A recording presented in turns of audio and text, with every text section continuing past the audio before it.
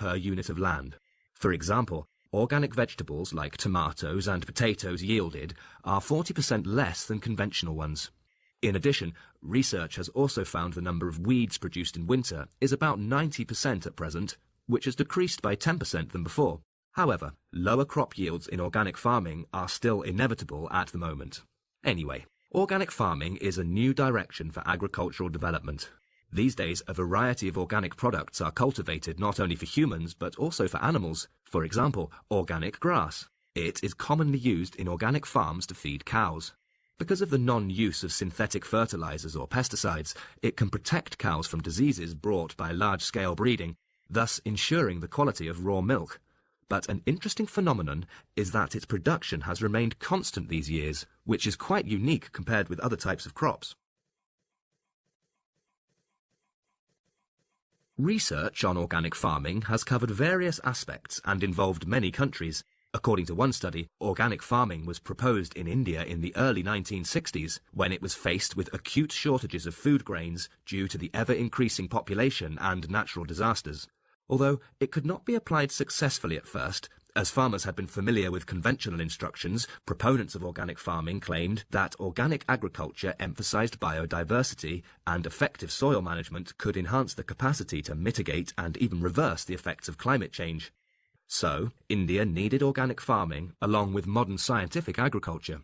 The study shows that in 2016, India became the country with the largest number of organic products, and the production of crops kept growing year on year.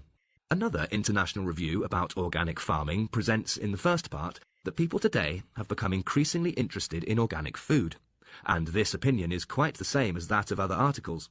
But what impressed me most was the volume of the investigation the author did in different countries. He conducted a survey in 99 countries, of which 66 are convinced that organic farming is beneficial to animals, while 8 hold the opposite opinion, and the remaining 25 say it is inconclusive.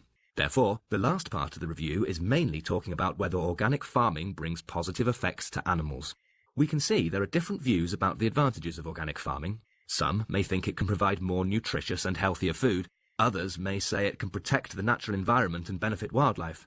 However, as far as I'm concerned, it's you, the ones who buy organic products, that will decide what they can bring to you, because market demand determines everything.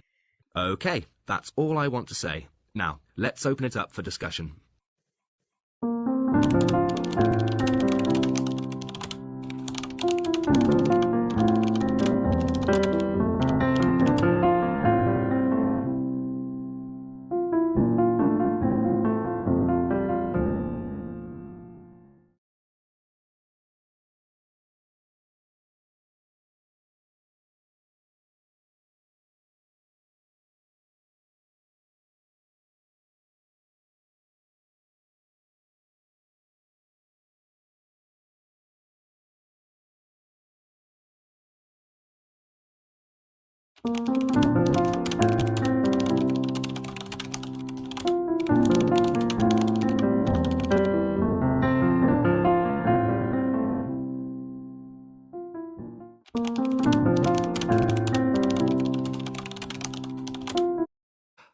OK, Sally, so what building work would you like to have done? Well, let's go into the kitchen first. So, you see, it's quite dark in here. We've tried having a few lights fitted, but it hasn't really made any difference. So, what we've decided is the window is too small. We'd like a larger one. That shouldn't be a problem. And is there anything else you'd like done in the kitchen? Well, at this time of year, I shouldn't complain, really, but I wish it wasn't so hot in here. Is there anything you can do about that? Air conditioning? It's too expensive. How about a fan, then? Yes, that would be perfect. Ah, righto. And what's next, Sally? Well, if we walk through into the bathroom, the thing is, when my father's staying, he can't use the bath. So I thought here, on the back wall, I'd like you to fit a shower. Is that possible? Shouldn't be too hard. I'll get you some brochures, because there are a few ways of doing that. Thanks. Now, those tiles on the wall look new, so do you want to keep those? Yes, the tiles are new, but actually my husband doesn't like them.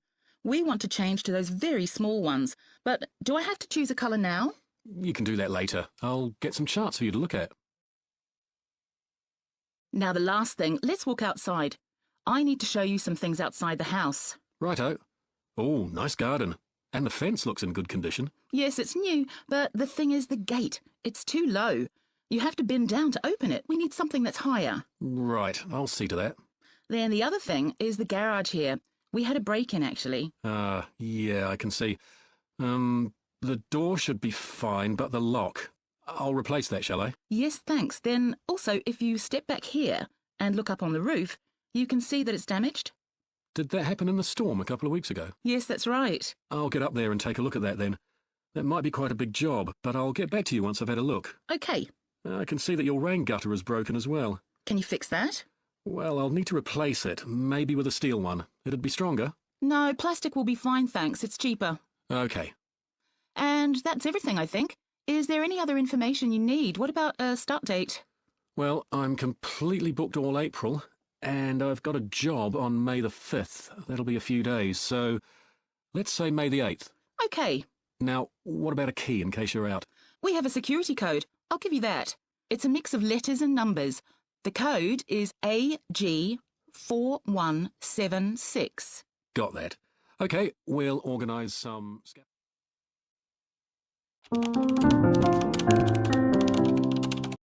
hours, bringing a photo ID, a proof of residence address dated within 3 months of your application, and your medical card, if you have one.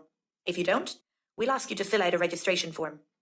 We will ask for your preference for your doctor, and we will try to comply, although this is not always possible.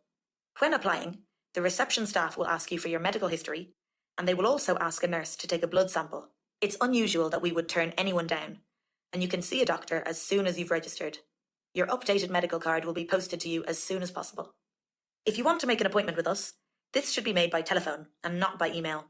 We have email, but due to the large amount we receive, some do not get read fast enough, and appointments are not made in time. Calls can be made to our centre during our opening hours, which are 8 a.m. to 1 p.m. and 2 p.m. to 7 p.m, Monday to Friday. Between 1 and 2 p.m, the centre is closed, except for emergency calls only. We are closed on Saturdays, Sundays, and on public holidays. If you do have an emergency, we would stress that a serious one would be better served by going to hospital or by calling an ambulance. Our practice supports the training of medical students, and you might be asked whether your visit to a nurse or doctor can be done with a student present. There is no obligation for you to accept this, and the student will not be present if you prefer to have your consultation in private. Our surgery offers a complete travel service, including a full range of vaccinations. The wide diversity of destinations and the increased popularity of adventure holidays increase the risk to your health, which in turn makes the service we provide increasingly complex. Ask for a travel risk form at reception or download it from our website and hand it in to our reception as soon as you've booked your holiday. Our nurse will review the form and advise you on the vaccinations you should have. It's also a good idea to keep a vaccination card, so you have a record of what you have had over the years. Vaccinations must be paid for on the day of administration, unless you are covered by a health insurer.